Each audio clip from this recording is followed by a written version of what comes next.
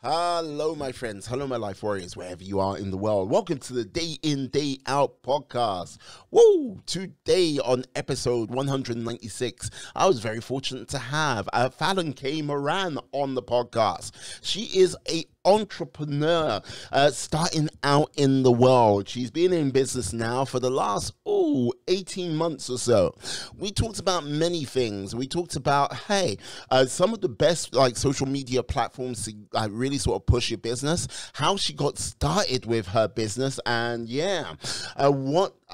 how she is kind of managing her time, what sort of time management skills she's learned over the course of time. I've got to say it's a joy to have her on the podcast. I'm definitely going to have to get her back on in the near future. Many things can be learned from this young lady, and I think, many things will be learned over the course of time. So please sit back, enjoy the podcast, enjoy the show, and please take the opportunity to subscribe to the podcast and enjoy. Have a great one, guys, and peace. Hello, my friends. Hello, my life warriors, wherever you are in the world. Welcome to the Day In, Day Out podcast. Woo! Today on episode 196, I am very lucky, privileged to have Fallon, like Jimmy Fallon, she's excited, Moran. How can I describe her? She is an entrepreneur, sports specialist professional, but no, there's so much more to her. Can you let these lovely people out there know what other skills and talents you might have? She may have killed a man in you. Oh, that's another story. No, I have not. But yes, I absolutely can let everybody know a little bit more insight into me. I am a social media content marketing strategist. I have an 8 handicap in golf. I am a national masters champion at crew, and self-starter, big self-starting entrepreneur. Right. So this is the thing, 8 handicap golf, which I did not know, but a master at crew. So are you at the back of the boat that's basically screaming at people to row faster? Yeah, so I'm the bow person. So I have to scream at people and I have to steer the boat, and I also have to row at the same time. The coxswain is the one who sits in the big boats, like in the 8, and they do the same thing. They, more or less steer the boat, and then they, scream out the commands. But when you're in a sculling boat, I was a double sculls bow person. So when you're in a sculling boat, then you don't have a coxswain. You don't have a seat for a coxswain. So it's the bow person that has to yell the commands, steer the boat, make sure everything's going smoothly, not run into trees. I have a sense this may have happened once or twice in your time. Millions of times, literally millions of times. I can't tell you how many. There are these little fins on the bottom of the boat, and it keeps the boat going straight. I can't tell you how many fins I've broken off of the boat, so many. But now I'm obviously much better at it. It takes years and years of practice. So how did you get started in the first place? Oh, well, I actually started when I was at university. So I started, I think it was a sophomore or a junior at Penn State when I first started. And everybody's like, how can you possibly row at Penn State? Penn State's in the middle of Pennsylvania. There's no water, but there's a lake about 30 minutes from the campus. And so that's really where I started. And it was quite a journey to get where I am now. And I wouldn't even say that I am where I want to be quite yet, but I think, everything has its journey, and every step is always a little different, but it always happens, the way that it's kind of meant to happen, more or less. So that was before the pandemic, and then the pandemic happened, and then it was nobody was really able to get out on the water. There were a ton of regulations, at least where I am in the world, because I'm over on the East Coast. I'm about 8 miles outside of New York. We got hit really hard with the regulations. So it was a little difficult to get out on the water. This is the thing, being up in, just outside of New York, Have things started to sort of calm down in your neck of the woods? I know in some southern states, it's still a little bit hairy, as they say, you know? Yeah.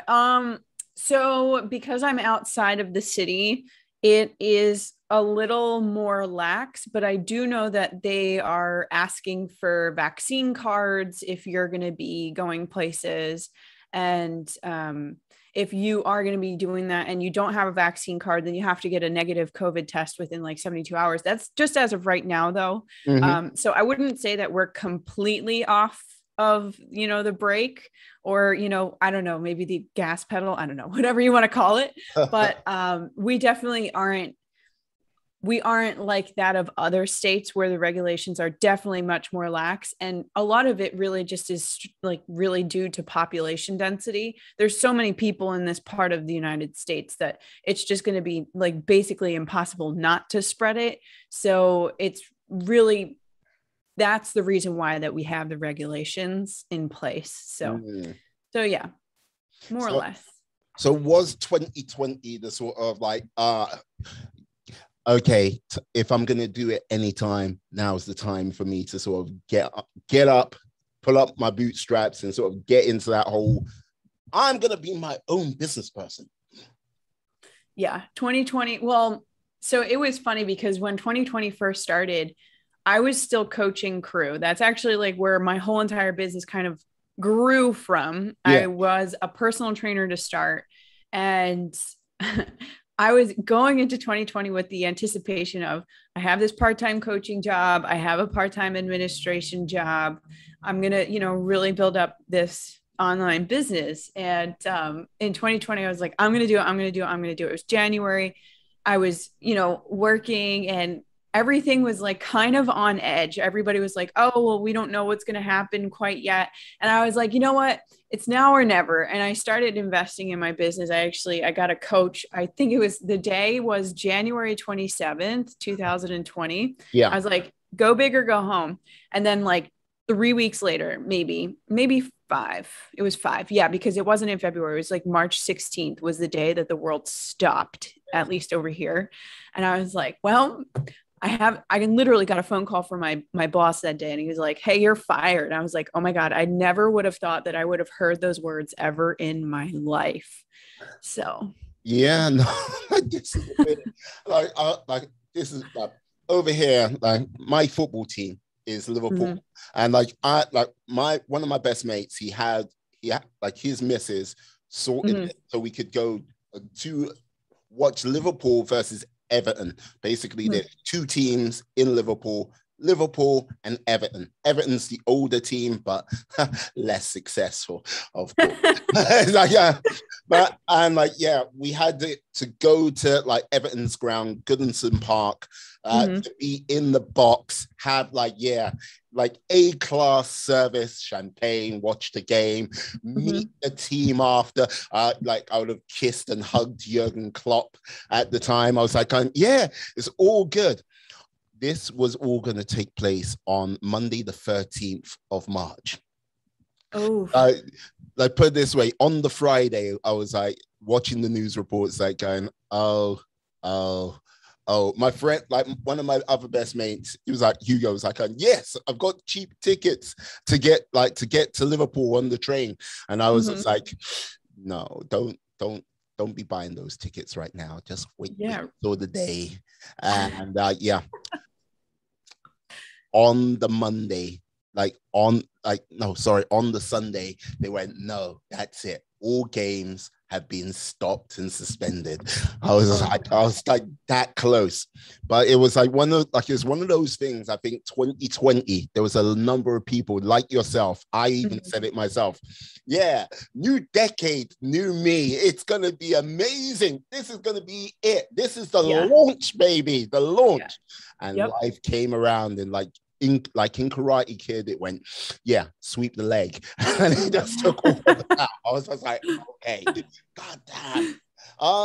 Right? Oh my gosh. Yeah. Yeah, we all kind of went into it thinking it was going to be like the Great Gatsby. And that was actually, if you look, I created my own notebook, and like the design is very Gatsby. It's very like 2020 or 1920. And oh God, it was not the Great Gatsby, or at least not the Great Gatsby that we anticipated. It could very well be in the next, 8 or 9 years, because I guess now it's like the end of 21. But yeah, like you got to remember the Great Gatsby, wasn't that just after the Depression? And like it was like, yeah, so you know what I mean, roaring 20s. Like you never know. Like let's hope it doesn't go exactly in parallel, or like or it'll be a case of many of us we running around in a third world war. That would not be a thing. but your book is very Gatsby-esque. I've got to say, were you inspired by the new film or the older film of The Great Gatsby? The newer film for sure. Leonardo DiCaprio did it spot on, in my opinion. But really what kind of drew that inspiration was my business coach, because I was bouncing ideas off of people in my market, people in my audience. And they were like, we want something new. We want something exciting. We want something sleek. We want something that's bold. And that was the design that I was like, this fits all of those boxes. So that's really where most of the inspiration came from. I want to say that I would love to say that it's from the movie, because that would be even cooler. But it's only a little bit from the movie, really just for like talking points. No, it's a good talking point. It's a good talking point. Look, if you can like get a little bit of that glamour, that spark in your life, hey, come on. Look, we can't all live the lifestyle of the Great Gatsby. And like, I think everyone wants to live that lifestyle. But like, if you can have that little bit of spark, that little bit of like polish, panache, with that little bit of swagger to walk down the street, like listen to that sort of soundtrack as you walk along. Yeah, that would be fantastic, Oh, yeah. That way. Oh, yeah. I could totally see it right now. I got a pair of aviators. I totally would walk down, the street and like have that swagger and that, I always think of like jet pilots, or even, oh my God, my boyfriend loves showing me Joe Biden when he's wearing aviators, and he's just like, look at how cool he looks. And I'm like, oh gosh, like just got to get myself a pair of aviators. Totally could see myself doing that, with the notebook walking down the street. Whenever you say aviators to me, there's two films would come to mind immediately. It's basically, good God, why am I blanking up? Like Top Gun's one of them. And like basically the NASA space. Here we go. The Right Stuff is the other. I don't think I've seen that one. Top Gun is a classic. Totally have seen Top Gun. I don't think I've seen the other one though. Yeah, but like this is the thing. Aviators walking out, sort of slow-mo, and like have the music from Top Gun playing. It's like da da da da da da. Come on now, like that is the aviator. Look, that is just an aviator commercial right there. Like that's that swagger. There you go. Like, look, okay. Apart from like, let's avoid all the homoerotic scenes of people playing like volleyball. It's like, look. It was just that. It's like, it was a gay man's dream. It's like, hello, Tom. Yeah. Hello, Al. It's like, it's like, okay, calm down, people. But like, one of the things which strikes me, which is interesting about you, with regards to you, like, I'm going to start a business. Now, there are many people which go out there and go, I'm going to start a business. Let's go.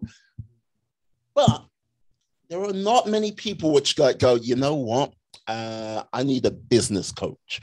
Like that is a bit of like, how can I say? That is, I'll say a 10% move, or a 5% move, because not many people just do that, Yeah, I was actually talking with my brother before I got my first business coach. And he was talking to me about this one woman who was a business coach for fitness professionals. And obviously at the time it was completely perfect. Yes.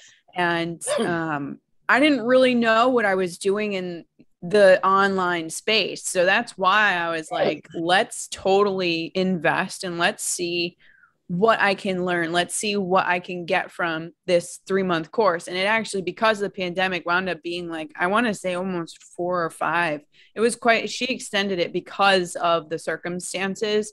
And it was something that I knew that I had to do because I didn't really know what it took to run a business. I knew how to get clients for personal training. I knew how to post on social media, but I didn't really know what an ideal client avatar was. I didn't really know much about marketing. And now, like, it's all that I can do, like, all day long. Like, all I can do is sit here and talk about like so much to do with content and marketing and grabbing people's attention and, you know, telling your story to your potential clients so that they would be interested in what it is that you have to offer. So I've obviously come a long way, but when I first started, I knew nothing about the space. And so that's why I was like, all right, I should invest. And so I did. And don't get me wrong, I have made plenty of mistakes along the way. I've had plenty of successes along the way, but if I didn't do that one thing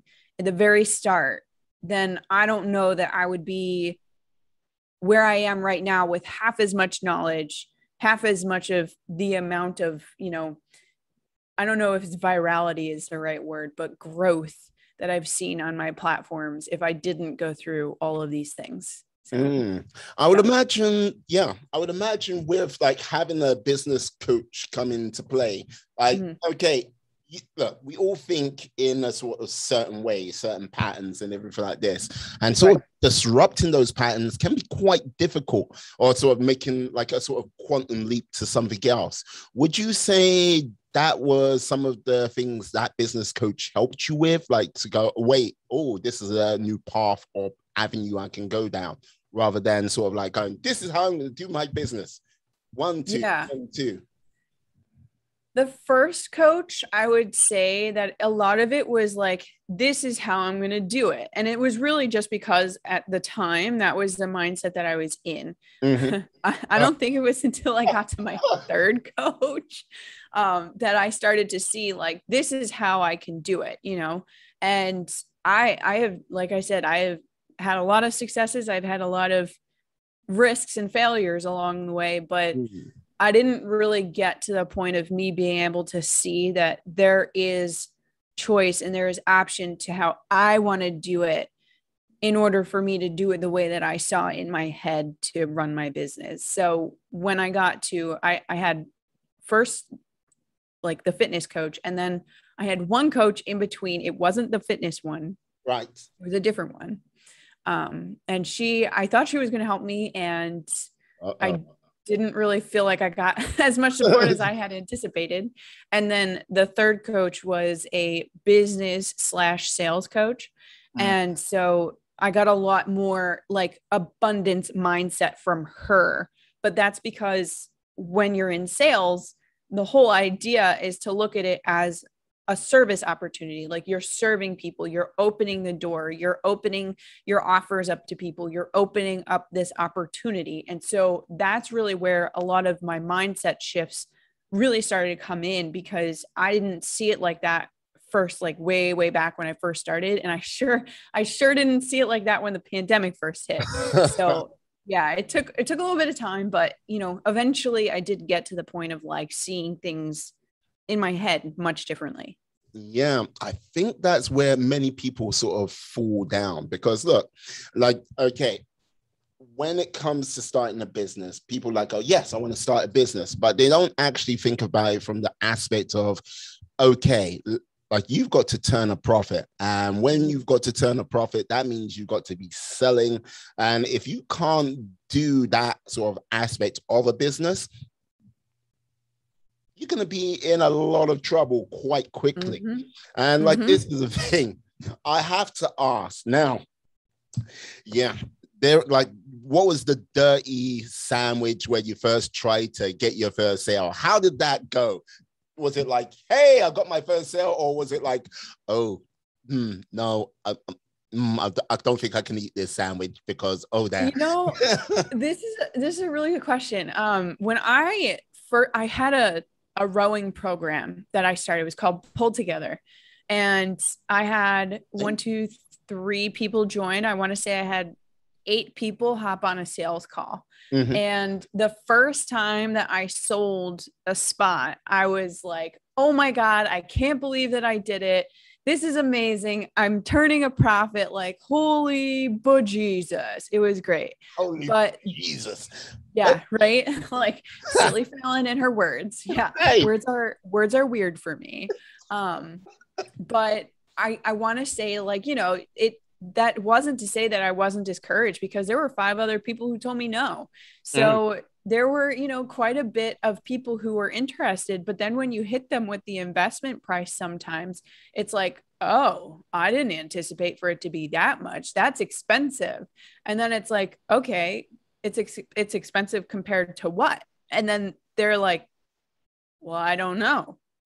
Exactly. So what's the deal, right?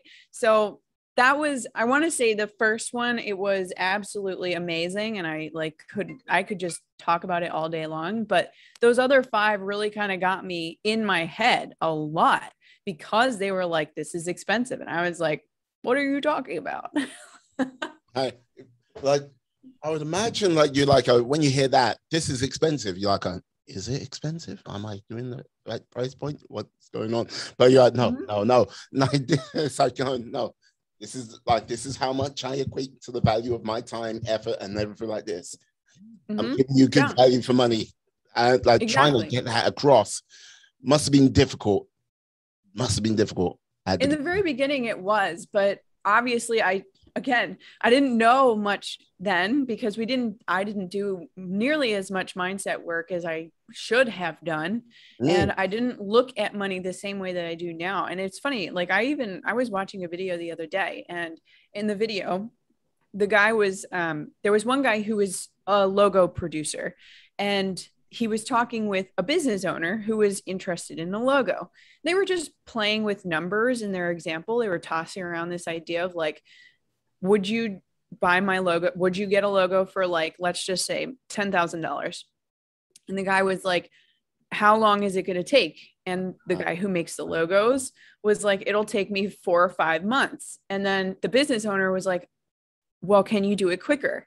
And so then the guy who was doing the logos flipped it back on him and said, so you value time over money, right? And the business owner said yes. And then the guy who makes the logos was like, so really I should be charging you $20,000, because if you want it quicker, then you're paying a premium on getting it in a quicker turnaround time frame, because you value time over money. But like, people don't see it that way.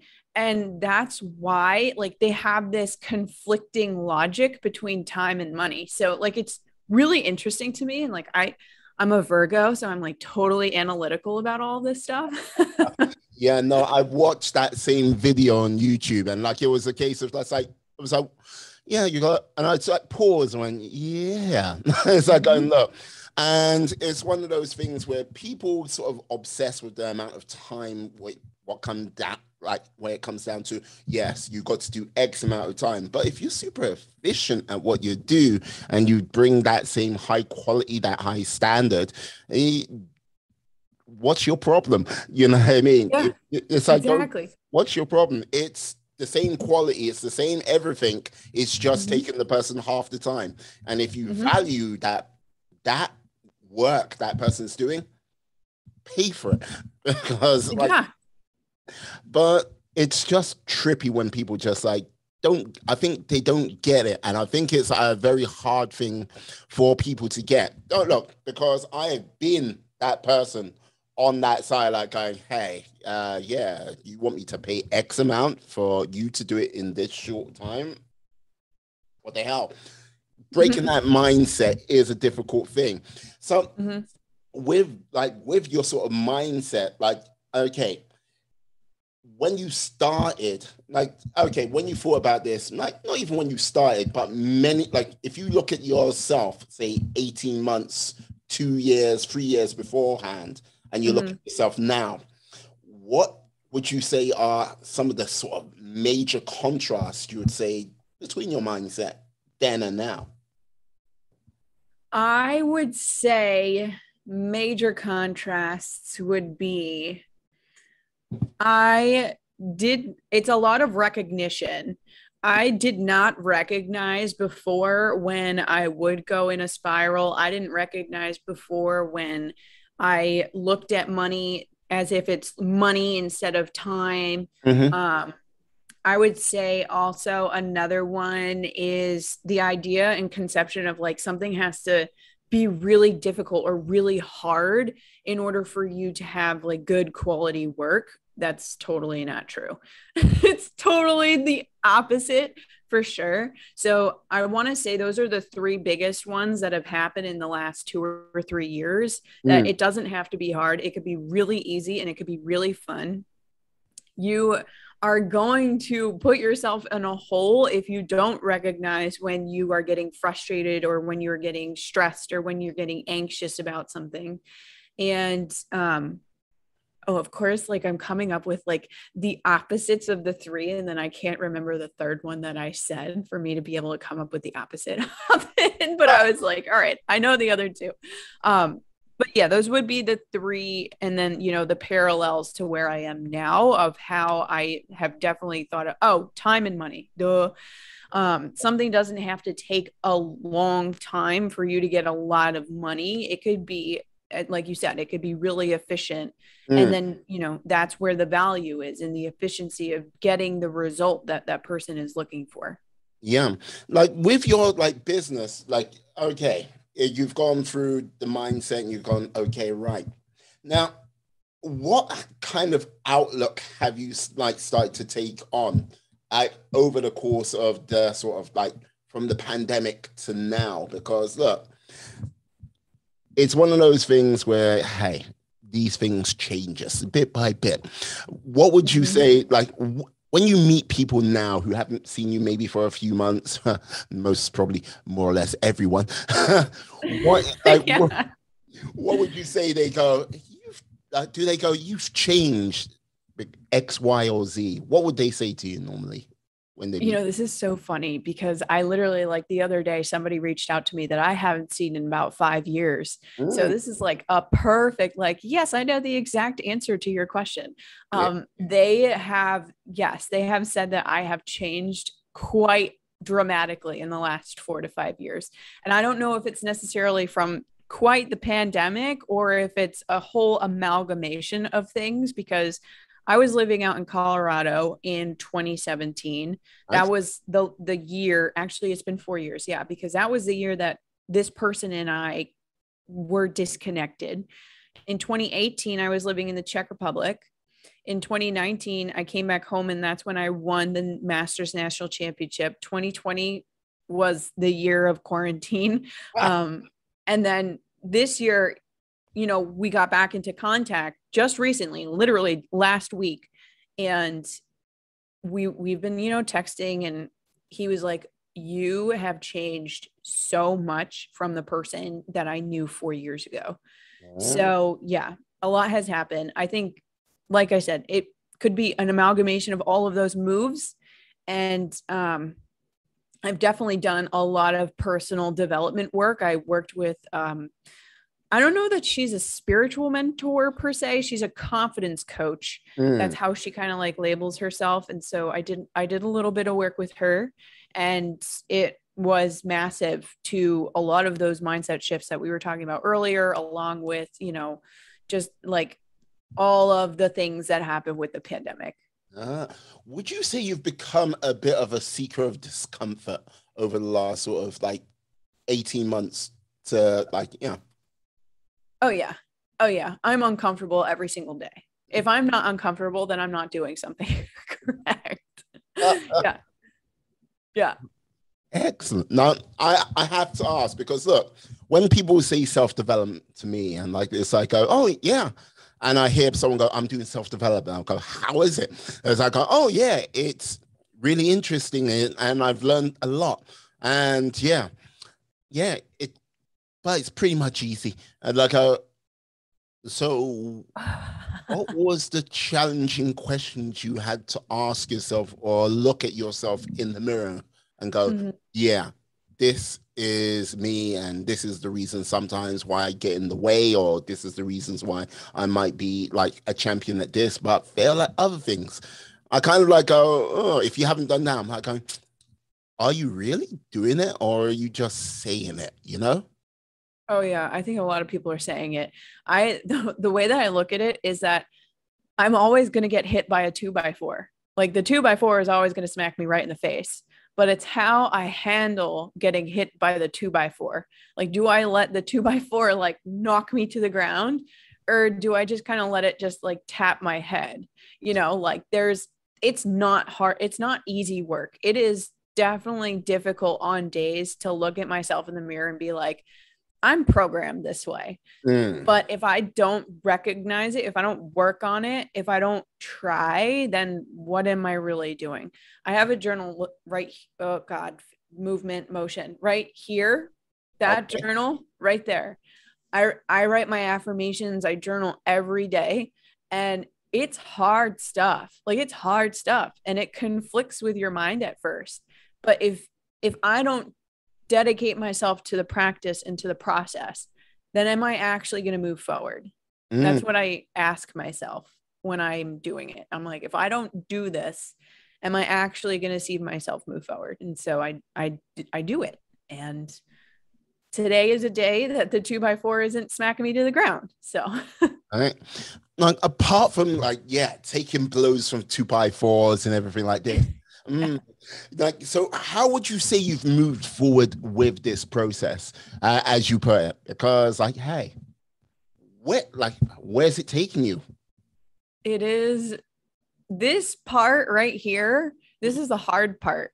There is a ideology in my communities that the hardest thing to do is to go from basically 0 to 5K. And then the hardest part is 5 to 10K or 10K plus, really like basically exceeding a 10K month. And that is kind of like where I'm at, because I am like creeping up and I get so close to it, but then it's like, I don't hit it. And it's not because of the product. It's not because of the content. It's not because I'm not offering, you know, like the value. I am offering the value, but it's like that ceiling is there and I'm missing something in my circuitry for me to be able to blow through it.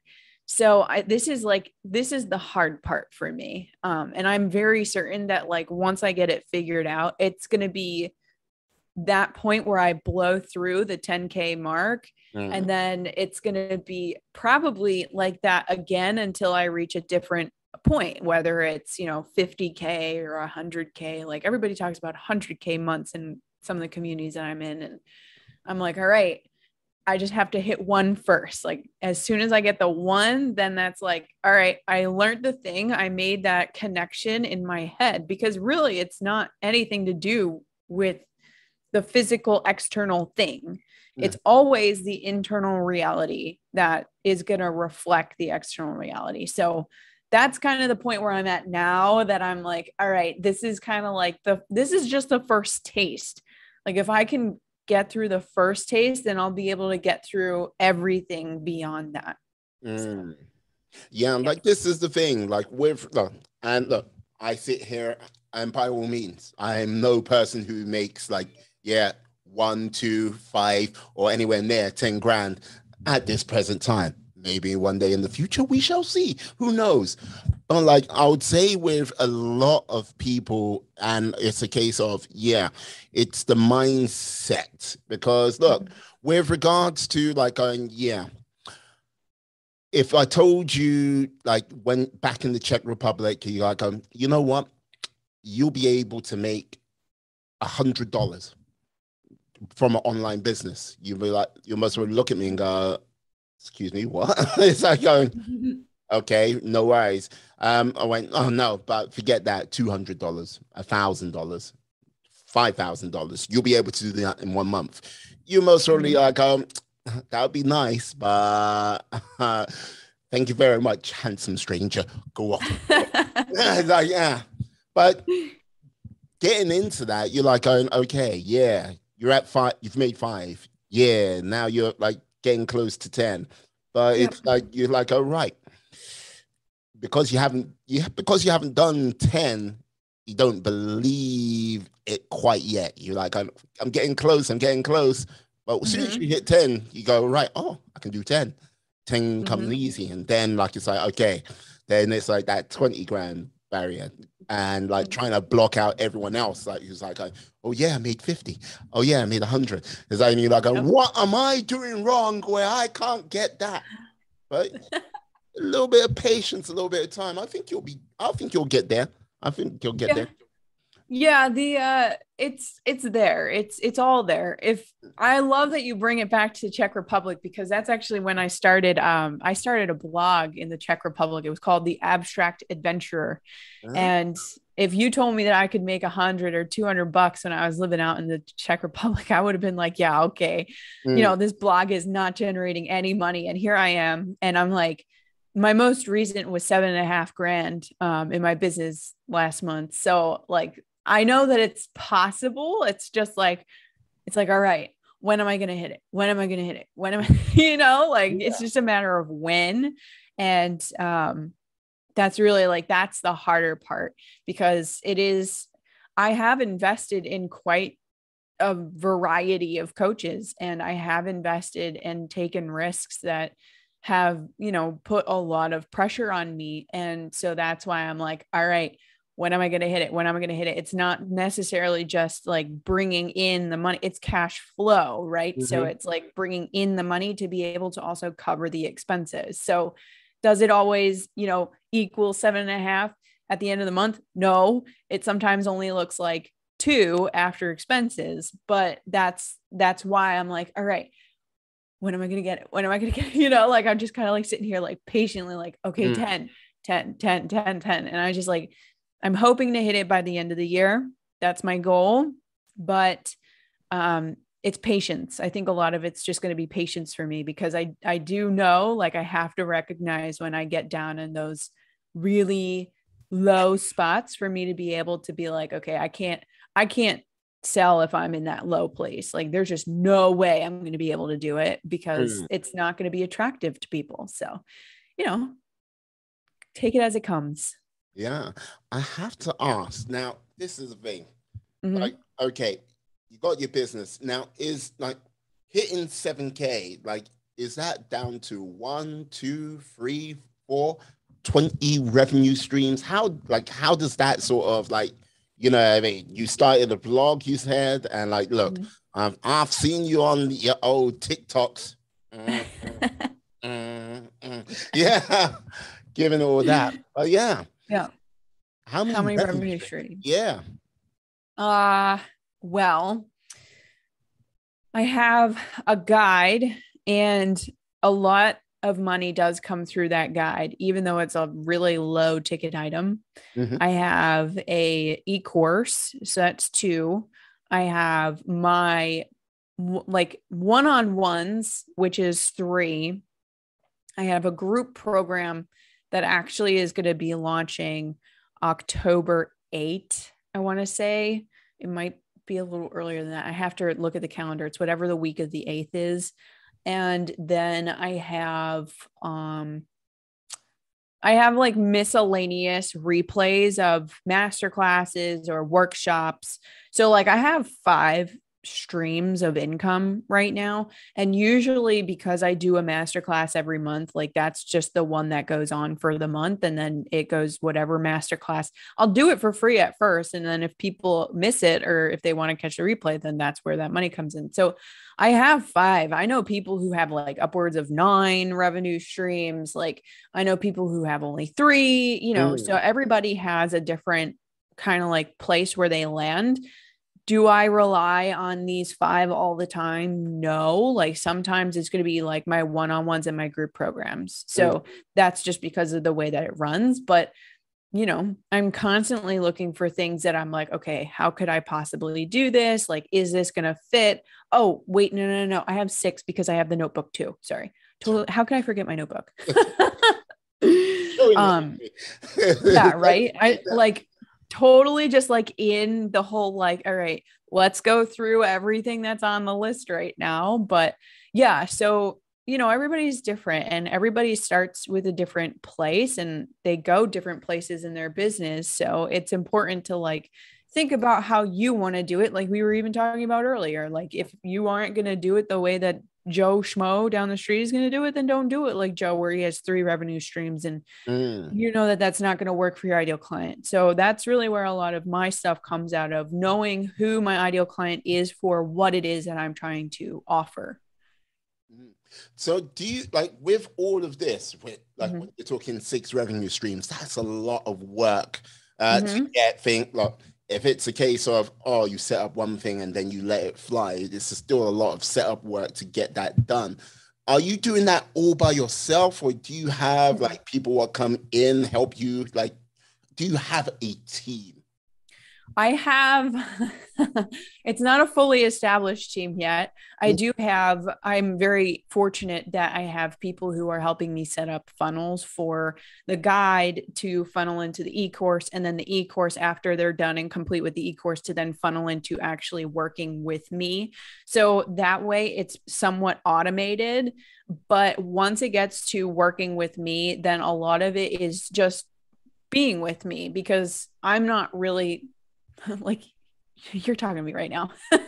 you can tell like I'm a very relatable person. So when I talk to people and I tell them like, this is what we're going to go over in this, and then they sign up for it, and then we go through the whole program, and then I'm like, all right, this is the next part. Like, this is the next step.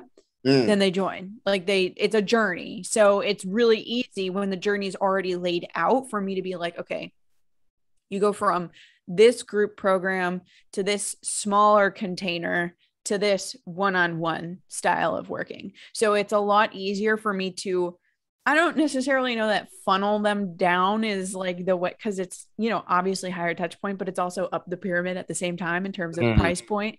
So that's kind of how I have it set up. I'm lucky that I have a team who is super awesome and very willing to work with me right now for the product end of things. But everything after that automated product side of things, whether it's the e-course, the Ninja Notebook, the guide, the downloadable guide, the replays, after all of that, then that's when I come in for the journey in terms of group programs and one-on-one stuff. Yeah, I always find it fascinating when I talk to people like yourself in this sort of particular stage of the journey, because look, I have spoken to now, oh my Lord, a number of kind of solopreneurs, or however you want to refer to them. And it's always interesting to see how they sort of take their approach, because I have seen people which have just been like, yeah, I'm just going to be battle hardened and just go at it myself. And I've seen people which have like, yeah, done what you've done, and you know what? They kind of like forge forward, and like I understand why the former rather than latter sometimes happens, because like they go, yeah, I'm not getting any money in, and like, you know what I mean, I just need to get it done. And look, I fall in the former quite a bit. Like, I'm working my way to the latter, because look, to really sort of make something be special, to really make something like basically grow, you can't do it by yourself. It's impossible. You might as well just be beating your head against a brick wall. To start small, great, yeah. To get that sort of little bit of seed money, yeah, great. Invest that money, build a team, I always say.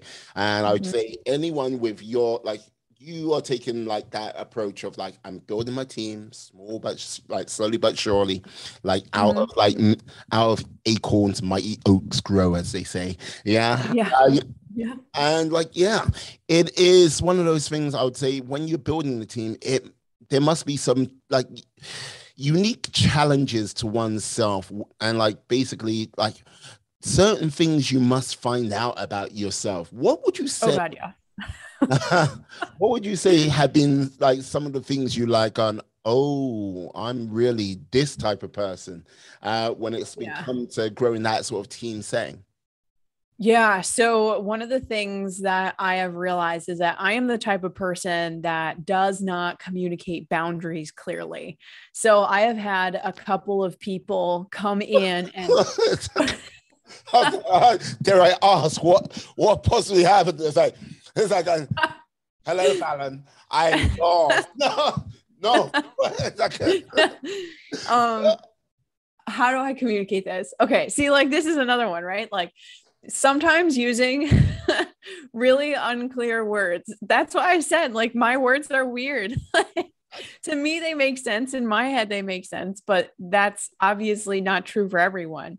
I have hired a couple of managers in the past, and because I didn't communicate the boundary of, or the expectation of, this is what you are to do, and they didn't do it, then it didn't obviously lead to me continuing work with them or renewing the contract. And then it led to me essentially like losing the investment, right? Because I made an investment in them and I was anticipating a return on that investment.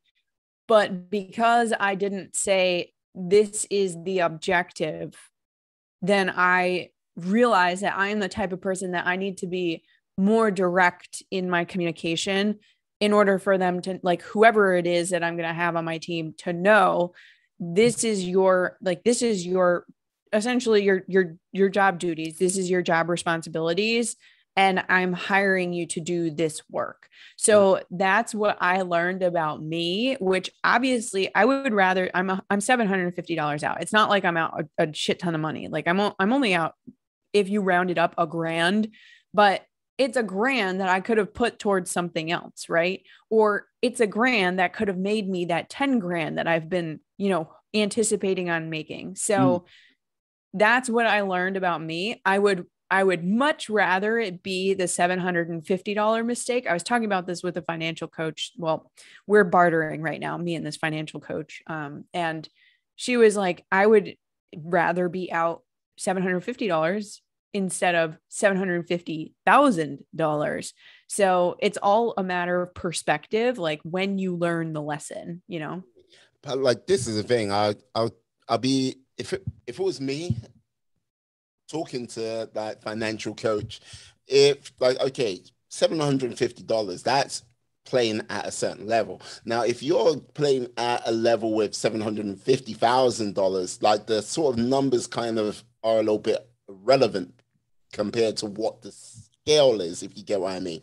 So if you're on that scale where, like, yeah, you're doing a project which is going to cost $750,000, you're going to expect to like at minimum 3x your money, hopefully, or like try at maximum 10x, who knows, depending on what like sort of product or like, yeah, course of whatever the product is. So it's like, you kind of like, all right, if you lose 750,000, that is a hit. But if you invest in 750,000, you're trying to aim for something considerably higher than $750, if you get what I mean. Well, yeah. I mean, of course, you want to be able to have it generate a return. That's the whole point. But it's not looking at it as if it's this huge risk. It's basically looking at it, right. It's looking at it as if it's going to act as an opportunity and an asset at the end of the day.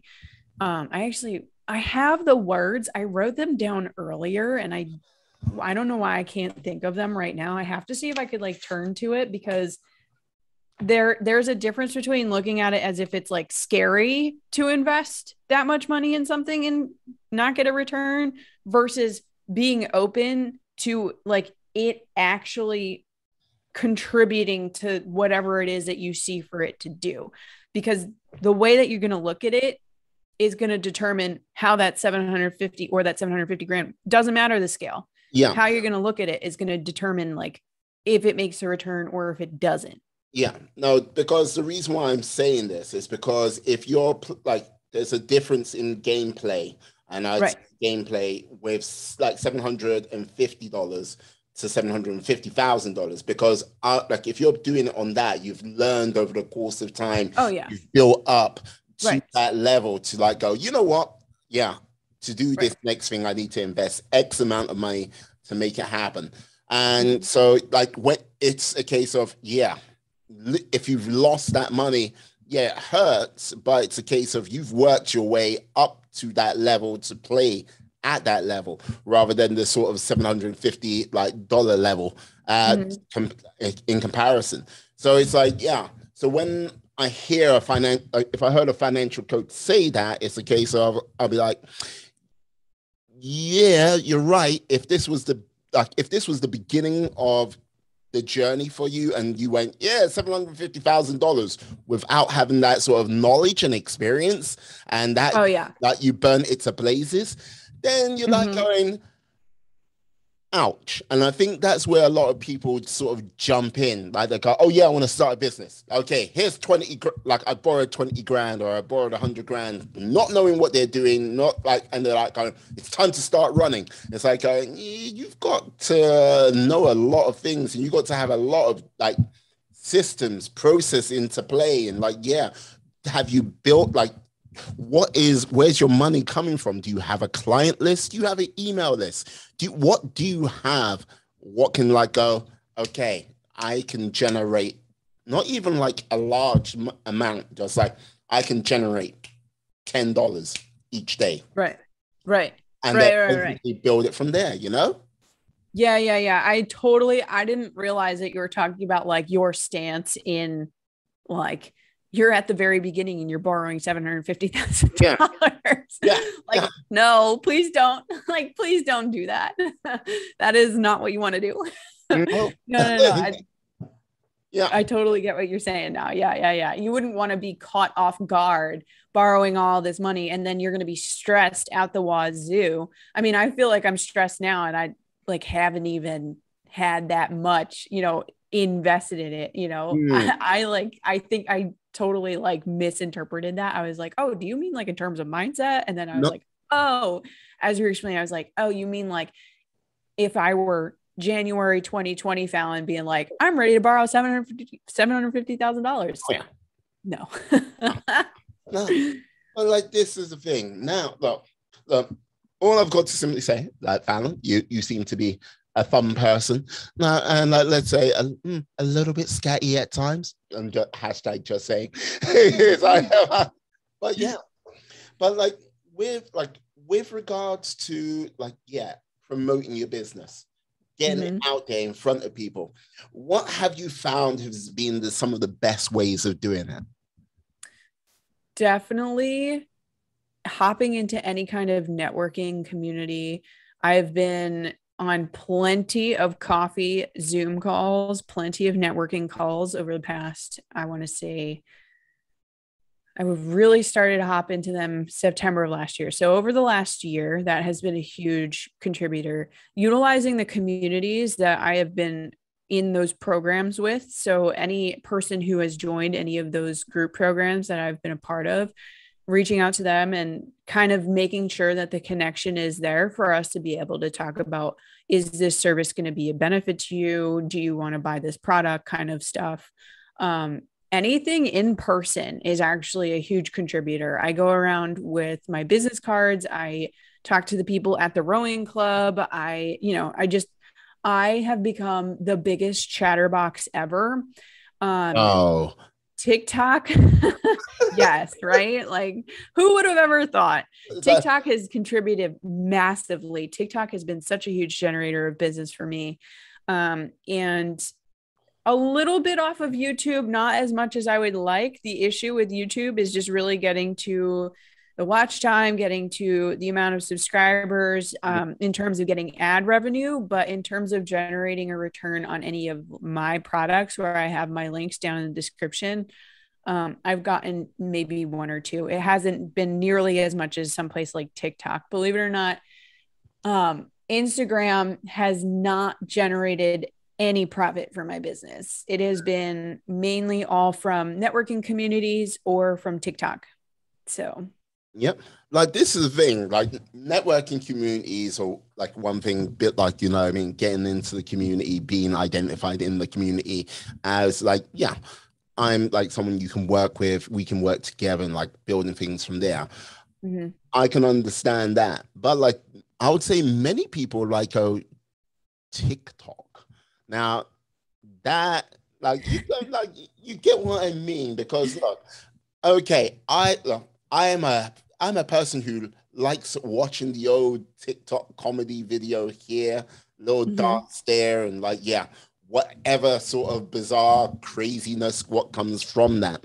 But like people using it as a sales tool, it's not what you would say is the first thing what comes to mind.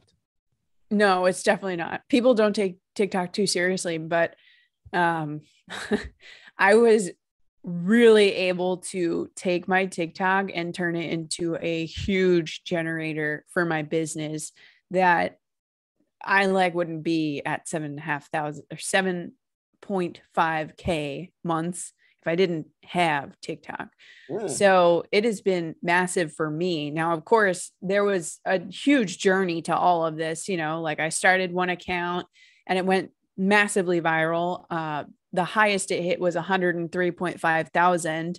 And then I started a new account and this one's just approaching 10K in the last, I think, 5 weeks. So it has been massive. Like it is such a huge contributor. And for people who are playing at a big scale, they're generating $300,000, $400,000 months or years for some off of TikTok. Like it is entirely possible. It depends really on who you're marketing to, who you're talking to. Mm. A lot of the time TikTok is seen as the Gen Z, like the kids app, because they're doing like it's all kids and it's all those dances. But there are a lot of people who are going over to TikTok that are business owners that are, over the age of 30 that are there because of the organic reach that it offers versus other platforms.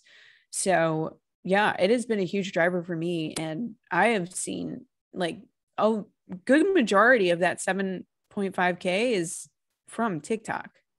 Mm. So let's just say, like, yeah, a handsome fella with a like podcast and a smile. Do you think there's opportunity out there for me on the waves of TikTok? Oh yeah, 1,000,000%. Yeah. It depends on how you want to go about it though, because no matter what, at the end of the day, you have to choose one of the three main veins: entertainment, education, or inspiration. And it's not about you. It's always going to be about what the person on the other side of your camera is looking for. People don't like, I always have to be like, okay, before I go into any TikTok or even any reel, like, why would somebody watch this? And then I'll record it. And maybe it's like 8 content ideas, right? They would watch it because they want to get content ideas. That's great. But so what? What are they going to do with those content ideas? Then it's like, okay, after you've taken these 3 tips, here's how you implement them, right? Like, here's the what, here's the how, and then there's the why, right? So I feel like I kind of went a little deeper than just the 3 main things, but yes, you can, as a handsome man, use TikTok to your advantage for your platform, whether it's for your podcast, for your business, whatever. It is entirely possible. Yes. Yeah, because like this is the thing. When I looked at your like TikTok profile, well, the one which went super viral, I was like, oh, 101,000. I was like, oh my God. Like there's only one, I think there's only one other lady I like, yeah, who has more than you. And like, yeah, she just was like, she would like lives down in Texas. Oh, Lindsay. No, Lindsay Rummel. I think Girls Got Guts should be no, her name. no, like her name's Terry. Terry. It was Terry. It was Terry. Yes, I believe it was Terry. And like, yeah, she did a number of things to help with charity and helped raise money. And like, yeah, she went from, yeah, when I first talked to her, she was like, yeah, 50,000. And then like, yeah, about 3 months later, it was like 500,000 and still growing. I was like, oh Yeah. my God. I was like, oh my God. Yeah. So Yeah. that's kind of trippy like that. Like, so with like I understand the whole sort of issue with YouTube. YouTube is a bit of a weird beast these days. Like, because they are trying to sort of, how can I say, trying to take TikTok's lunch money, but it's like, no, it's like a YouTube, you are like your medium to long form content, like, like series, like, more sort of like informative content, and like, whatever craziness lives out there. But YouTube Shorts is like, come on now. No. Well, I feel like everybody's trying to take TikTok's thunder. I mean, whether it's YouTube or whether it's Instagram Reels, everybody's trying to get into the short form video market. Yeah. And it's really because short form video keeps people on the platform, and people don't realize how long that they're on the platform when they're consuming 15-second videos. They think it's going to be like 20 minutes, if that. And then it turns out to be, I think the average is 55 or 56 minutes for TikTok, for people who scroll on TikTok, versus 30 on Instagram. So it is definitely a huge keep on the platform in terms of attention. YouTube Shorts, I mean, I had a YouTube short hit nearly 5,000 views because I've been utilizing YouTube Shorts, but I couldn't tell you how many people converted into subscribers because of the shorts, or if it was because they saw an actual long form video. So I don't have the analytics up in front of me. I haven't gone over them yet for September. I usually do it at the end of the month, but that is something that has been a huge driver for a lot of eyeballs on my page. So, and I just hit 700 the other day. So like, it is, thank you. It is definitely, I realize that everybody is trying to take it away from TikTok, but I think that there can be, and there always is going to be, a driver for creating it your own way on the platform. So I guess what I mean by that is Instagram stuff, a lot of it is lip sync, and a lot of it has filters on it. And at least that's just on my feed. I'm not sure how everybody else's Instagram Reels feed looks like, but every platform will probably do it different. And that's not bad. That's good, because there's competition and it's needed in the market. So even though it's like stealing their lunch money, I don't think that it's a bad thing. Yeah, I hear you. But like, this is the thing, like, what, like, with regards to the sort of different platforms like growing, like forming, like, new ones like springing up, might be fading away.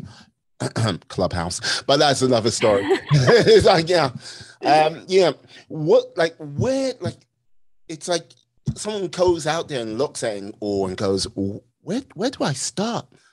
Do I do Facebook and put money into Facebook ads and make that happen?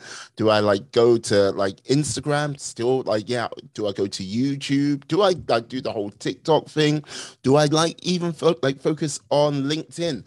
Where do I go? What do I like? Where would you go? Look, this is the start. Like, this would be a good start point for you, and take it from there. Yeah. I think no matter what, it's always going to be down to whoever it is and what it is that they're looking to do and who it is that they're looking to serve.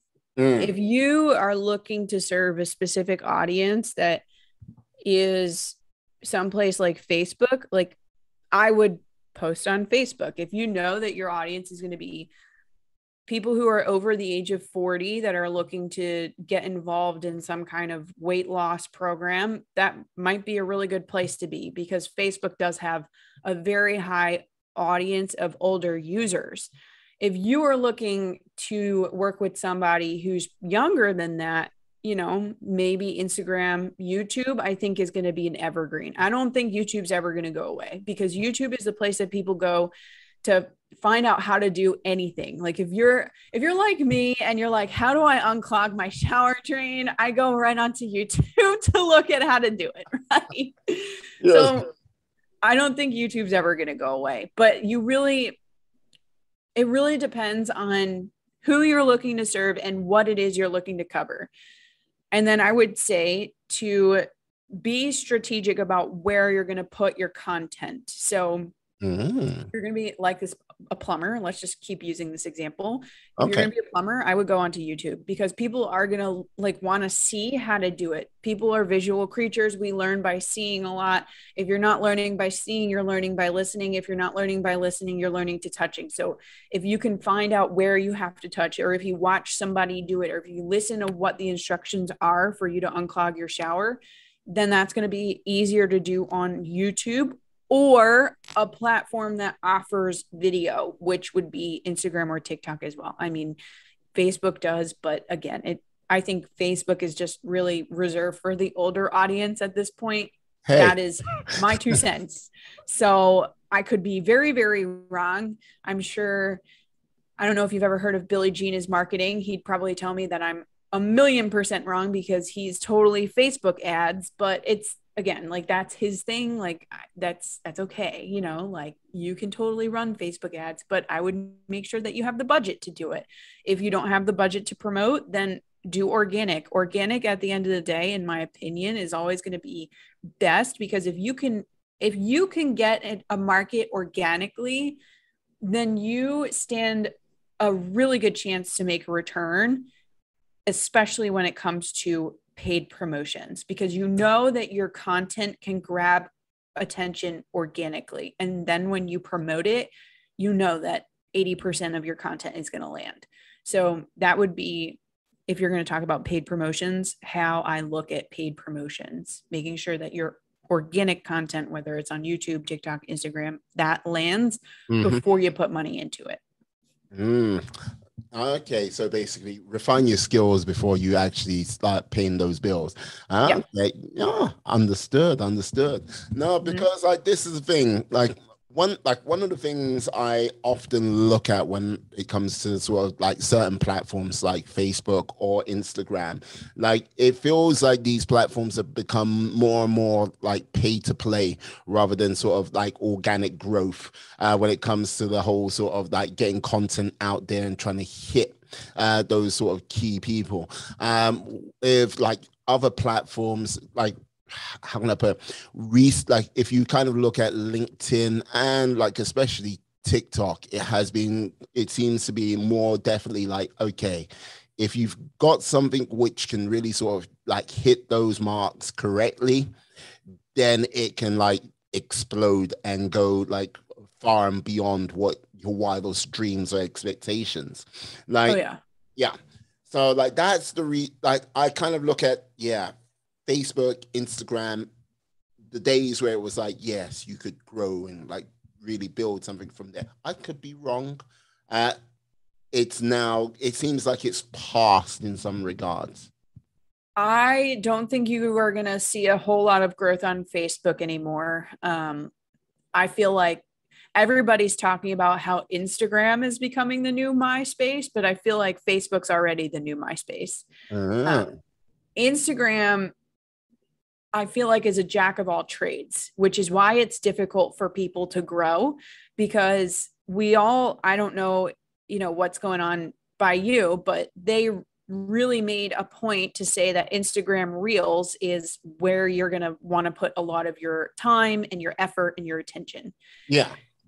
And there are some people who post 2 Reels a week and they have grown massively, like upwards of 20,000 in their audience.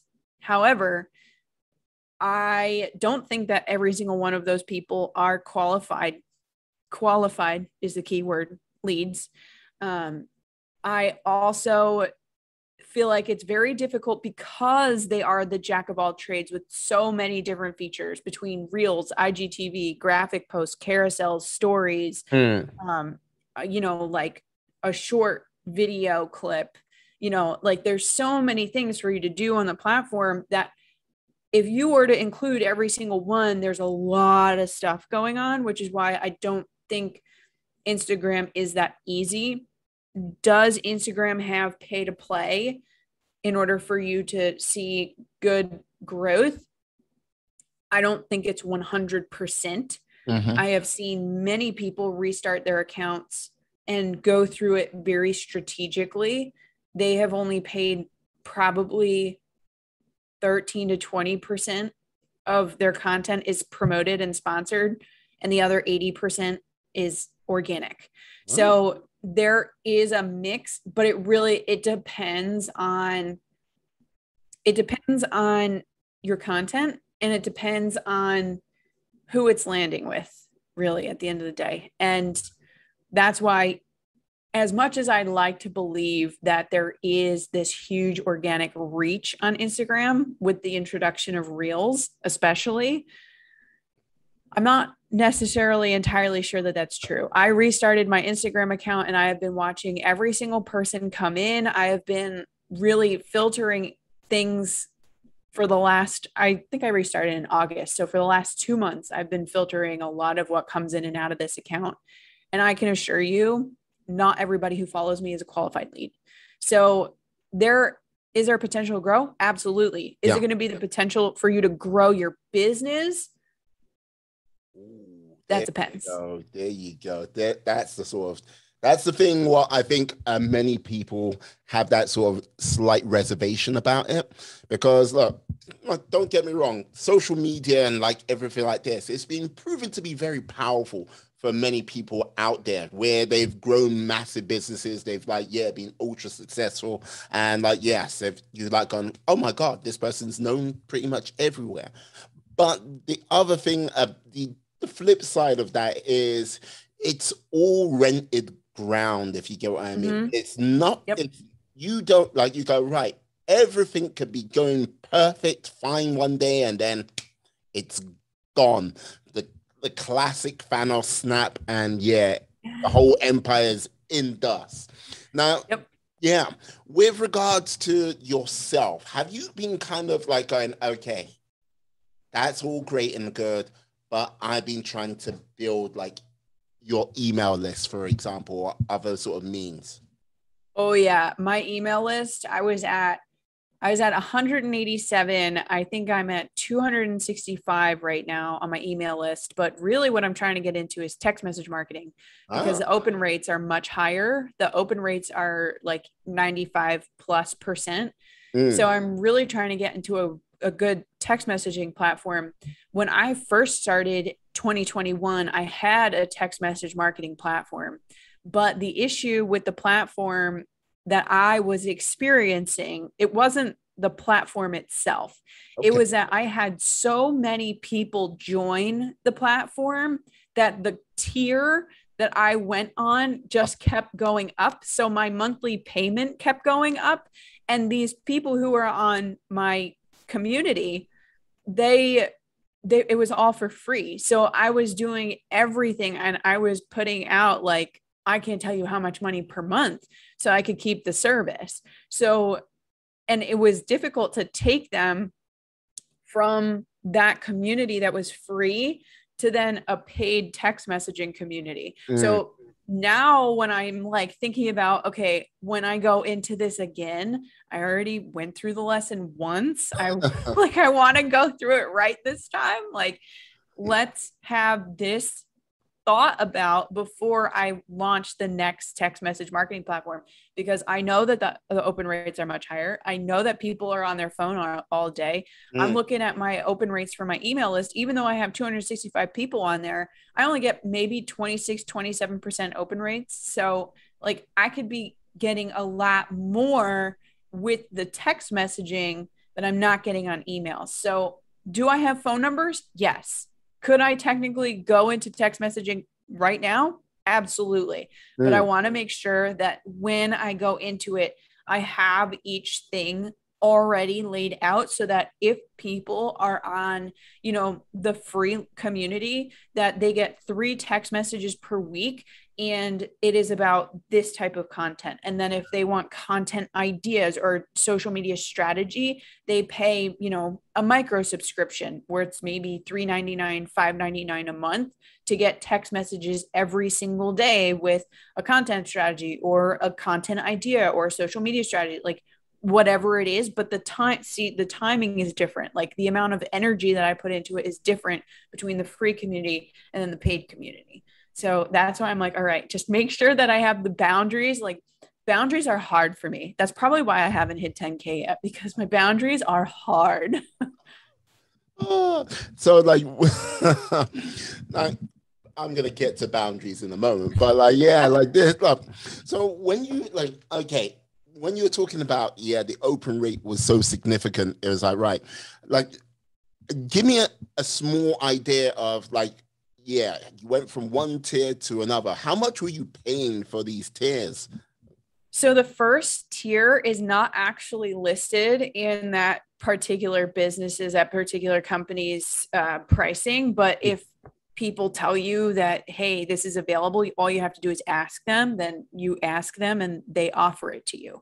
So the first tier was $49.99 a month.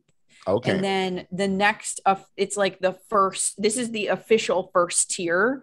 That's that base foundational tier is $99.99 a month. And then from there, it was like $129.99 a month. And then from there, it was like $159.99 a month. It would like go up and up and up, depending on how big your community is. And as I'm sure you've seen with the TikTok that you saw, 101,000 people is a lot of people. I went to Penn State. The football stadium holds 108,000 people. That's the amount of people who I would be talking to every single day. So it was that's people signed up to your text message when, hey, okay, yeah, I'm in. As soon as I hit, I think it was like 2,000 or 3,000. I was like, I can't, like, there were so many messages that were coming in. There were so many people who were signing up. There were so many different phone numbers that I was losing track of. And I was like, I cannot, like, I think it was like 2,700. I was at 2,700. I was like, I cannot, like, I can't, like, I couldn't devote the energy. I couldn't devote the mental, like, if I was texting 2,700 people a day, that's all I could be doing all day long. You can't do it. Like, exactly. This is the thing. If you're talking about a good quality, like, sort of interaction, right. You would need literally half the amount. Like, yeah, you would need literally 1,500 like people just to be like, okay, right, exactly. going back and forth. Exactly. Wow. Yeah. And that's why I was like, I can't, like, I'm getting rid of this. And I, got in touch with the company and I was like, please take me off, like, turn it off, cancel my subscription. Just, I couldn't. And especially because it was making me frustrated. It was making me angry. And I wasn't moving forward. Nothing was happening because that was a low point. That's one of the low points for me. When I get low, I don't get sad per se. I steam. So, this is all like astrology kind of stuff, but chakra kind of stuff, but it happens all the time. I call it burnt, crispy potato fry, I think is what I call it. Like, when I get burnt out, it's crispy potato fry, Fallon, and like, forget about it. I am so frustrated. I am so done. Like, I'm so mad. I'm so angry. I steam. And it's just like, you don't want to be around me. You definitely don't want to pay me money, in order for you to get any of that kind of service. So that's what was happening. And I got in touch with the company. I was like, take this off, like, get it off my credit card, get it out of my life. Like, I don't want to deal with it anymore. And now that I have really determined my strategy and how I'm moving forward, I'm like, all right, as soon as I am clear in those boundaries, then I will open up a new phone number and I will do that. But until that point, I am not ready to be able to say, here's the monthly fee. This is the people who could join this list. And this is the people who could join that list. Because I'm not mentally there yet. Once I mentally get there, it'll be easy. Fair enough. So with regards to, I'm going to have to ask now, setting these boundaries, with boundaries, what are we talking about? It's a case of like, okay, this is the tier everyone's on and you can't cross that line, or like, yeah, like, you just get like, you're like, hey, my name's Fallon, I'm now your new best friend, how you doing? Like, what type of boundaries are we talking here? Yeah, this is a really good question. What kind of boundaries are we talking here? So I don't set boundaries. And I think that I set boundaries because of the words that I use in my contracts. And I think I set boundaries because of the words that I use in conversation. Okay. But this is where context kind of comes in. People have different perspectives. People have different contextual perspectives than mine. And I am not addressing my perspective to them. So even though to me, I'm like, oh, this is the boundary, they take it and they're like, oh, well, can I do this? A really good example would be for some of my one-on-one clients. In the case of their invoices, because you can go up to, I allow for 6 months out, okay, for payments. But if you take some of the price points, 6 months out is not a whole lot of money. So exactly.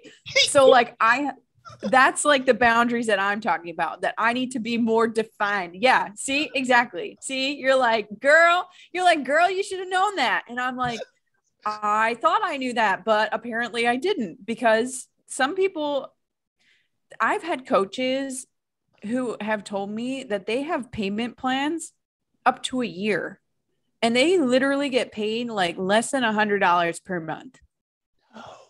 Exactly. Right. And so I was like, oh, well, let's just cut that in half and I'll get more money up front. Right. No. That's not how it works.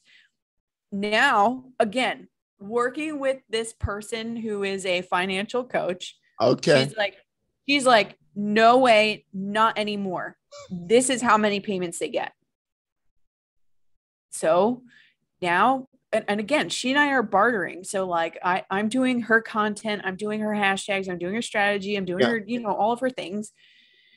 And she's helping me with all of this. Like, no, this is all the payments that you get. And you have to be firm in delivering that.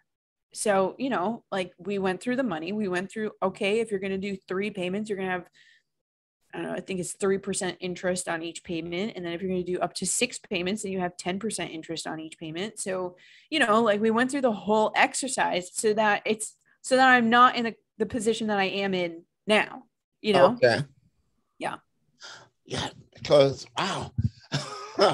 Yeah. No, well, look, if you're charging a considerable amount of money, right? Okay, look, I can understand like the 6 months to a year thing, but like like that would be why I still have a part-time job on top of 7.5 K months.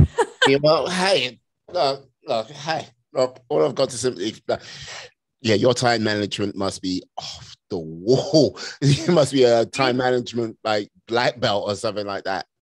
I literally run by my calendar. That's literally, and then I'm sure, I don't know if you're going to include this in the recording, but like, that's why when I double booked, I was like, oh my God, I didn't realize that I double booked. Like, I need to move. Yeah. No, I'm leaving this in because like, yeah. She counseled on me. Like, not didn't even give me an hour to say, hey, there you go. I got to go.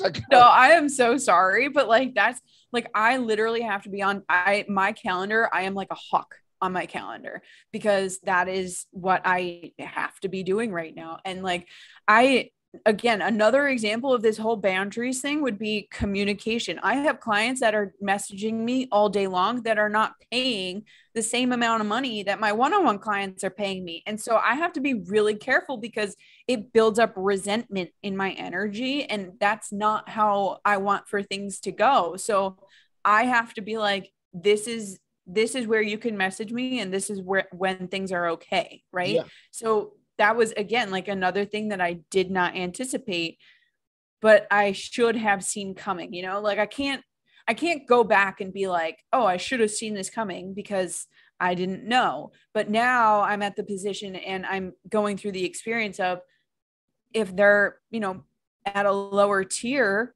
they're going to be much more needy. And if they're going to be needy, then they kind of need to compensate for it. Like there needs to be some sort of, again, equivalent energy exchange. So it's funny how that works, but it's true. It really is, honest to God, true. And that's another example of me defining clearly the boundaries. And it's not because I'm trying to be disrespectful or, I'm trying to be I don't know, like bossy or anything, but it's really just because I immediately go to a place of frustration and resentment, and I don't want for that energy to appear when I am talking to a client, or I'm, getting another prospective client on board. That is exactly the opposite of what I want. And I wish in all of the time that I had with those coaches in 2020, I wish they would have covered this, but that wasn't a part of the curriculum, I didn't really get to this until 2021 when I started working with that confidence coach and just dealing with my schedule and my business as it is this year. So it was something that kind of came up completely out of nowhere, but it's been a huge lesson for me, especially going forward. So like, if you haven't done it yet, I can see it like a massive restructuring of everything happening over the next over the next couple of months, because they're one of the weird things, and I don't know why this is the case, but I've worked in sales, corporate sales, like everything like this, over the telephones, calling people, everything like that. When people pay less money, they tend to be more demanding. And I don't actually understand the reason why, but when you get people paying the higher fee, they seem to be a hell of a lot more chill. I think it's the case of they're like, okay, I want everything on this, and I've got everything on this because I paid for it. But when it's like on the lower level, it's like, can I get a little bit more for actually the little money I've paid? Can I get more? Can I get more? Can I get more? And it's like, no, you can't, because this is the way it's all set out. And if you want more, you got to go up to the next level and pay more. And if you want more than that, you got to go up to the next level and pay more. And if you don't want to pay more, that's what you've paid for. Right. Deal with. It's like, because like, this is the thing, like, money is an asset which will continuously replenish. Your time isn't. Once it's gone, it's gone. And there's only so many hours in the day, Yep, exactly. That's why there's a huge, literally huge restructuring for 2022. Like, this is not how 2022 and beyond is going to work. And this is like my time between now and December to really sit with it and make sure that I feel super good with it. And now that I have all of these things in mind, do I know for when the next one-on-one client or the next group program goes off? Absolutely, I do. But come 22, like, it is like, I am not going to be in this place of resentment because of that needy, demanding, lower paying client. Like, this is, again, boundaries. Like, I'm not going to let that continue. Like, I'm letting it continue because they're paying right now, and they're asking the questions, and they're doing the things, and they're currently enrolled. Right. But it is my job to not let that happen. And so, do I know that going forward? Absolutely, I do, because I wouldn't be in this energy, and I would be in a much different energy. I mean, if I'm doing well off, I'm doing okay, but it's definitely not at a place that I'm like so much money and profit that I'm, seeing the stars. Like, no way, Jose. Like, there are people who are making way more money than me, but it is all a learning experience for me. And that's why I'm like, all right, it's exciting. Like, I know for next year, and I know that next year, when all of this is going to be, set in stone and good and ready to go, then it's going to be amazing. But it's all still, I don't want to say super fresh, but it is still something that I'm like, all right, I'm like, okay, Fallon, this is where you are. This is what you're learning. I know that you feel this way sometimes, but you gotta, take it and work with it instead of letting it continue to get at you, you know? Yeah. Like, I can tell you're super excited for the future and what that might hold for Oh, like yeah. 2022, 2023, 2025. Who knows how far it's going to go. But like, yeah, this is going to be like my final question because, hey, time is pressing and like you've been wonderful and all. But like, okay, if there was a business person or like someone you would like to emulate in your business life, who would that be? Oh gosh, I was actually okay.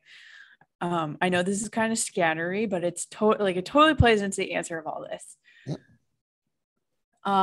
I downloaded this trial of a artificial intelligence engine, and it's called Jarvis.ai. And I'm trialing this artificial intelligence, and you can pick a tone of voice of someone or like an emotion of what you want to sound like. So like witty or energetic or loving, romantic. You could type in Gary Vaynerchuk and they would have an artificial intelligence version of how Gary Vaynerchuk would say those particular words. So if I was going to be anyone, this is going to sound like so Fallon. If I was anyone, I would love to sound like Tony Stark. I would love to sound like Iron Man just all the time. Like I have an AC/DC shirt on, like, highway to hell, shoot to thrill. Like I would totally love to sound, I think I do sound like Tony Stark most days in my head. People say I have a very open throat chakra. Like I have no filter really.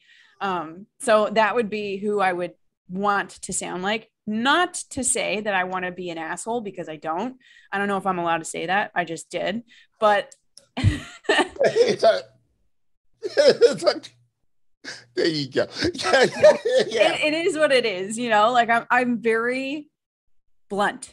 And I think that's, if I was to be anybody, I would love to be a genius. I can't be a playboy, but I could be a Playboy bunny, billionaire, philanthropist, Hey, liking it. Genius, billionaire, like Playboy, philanthropist. There's like, well, you without that fancy suit of armor. Yeah, there you go. Brilliant. Yeah. Oh, cool. This is fun. Oh, what can I say? This has been fun. Yes, I'm going to have to get you on again because, yes, I have another question in my mind, but I'm not going to ask that now. But yes. Oh, gosh. Yeah. Keeping the suspense on this one. All right. Until next time. Absolutely. So, Fallon, can you tell the lovely people out there how they can reach you, how they can get you out there on these interwebs? Oh, yeah.